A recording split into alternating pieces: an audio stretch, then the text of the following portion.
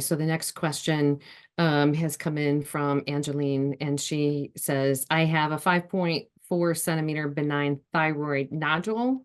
It does not bother me, but my doctor insists to remove it surgically so that it can't turn into cancer in the future. What about that? What can I do to shrink it naturally? What are your thoughts? Thank you. Okay, this actually it does. It's a good question in the sense that it does bring to the conversation something where it comes to energetic centers in the body. So, one, I'm not going to advise or not advise against surgery. That is completely um, based on the whole medical history. That's your doctor's call and your call. Um, what I will say is that great, it's benign, right? But why? What's happening? Let's think about again the body's own intelligence. What is the body holding in the form of a tumor or a cyst or any growth in the body? What is it holding in? Right? Because the body's smart enough to siphon those things.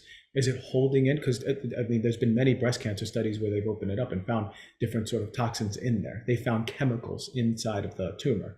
Oh, very smart. The body's holding, instead of you dying from it being liberated through your system, let's house it into a tumor. But what about the person that there's it's not chemical rich? What is in there? So if you think about ancient traditions, shamanic traditions, they always say the energy of repressed stress or repressed emotion, generational, is in the body such that it becomes it manifests into a disease or a tumor. When I think about the throat, I think so immediately, and I've seen many people who've had thyroid issues and have reversed thyroid issues from removing their ability to their fear to speak their truth. And let's think about it. Like it's right there in the throat. Imagine energetic burden in the throat. Imagine a repressed energetic burden in the throat. Imagine how many times this person who's asked this question, this may be true for you, likely, how many times you wanted to speak your truth and instead swallowed.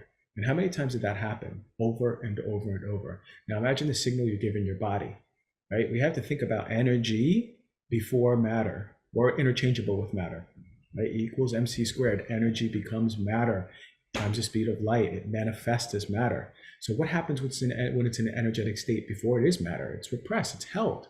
That's just what the ancient traditions are saying. So immediately, like when I take off my doctor hat, my white coat, and I think of just healer version of me, I would immediately say, what is your level of fear to speak your truth? How afraid are you to speak what is true, your wants, needs, and desires? What about your boundaries?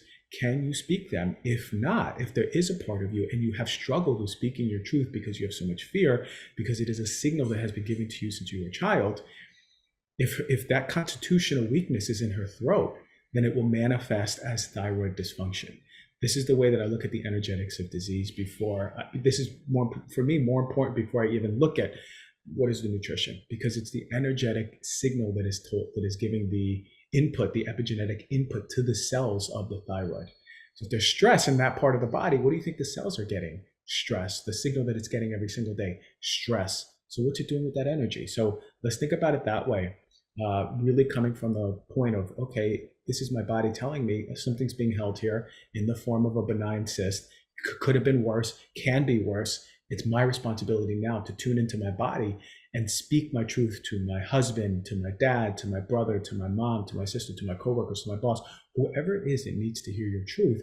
It needs to be authentic, and you need to start having that power and those boundaries for yourself. And that's true. And that's a beautiful picture, as you were describing it and thinking about that, the more that someone swallows something and then there it is. And if it's unable to fully process through because it hasn't been able to be expressed, it gets stuck Yeah. essentially, and anything that's stagnant, we know that that's Mhm. oftentimes cancer forms from all of that. If it doesn't have that free flow of Yeah. energy and chi right flowing through. Yeah.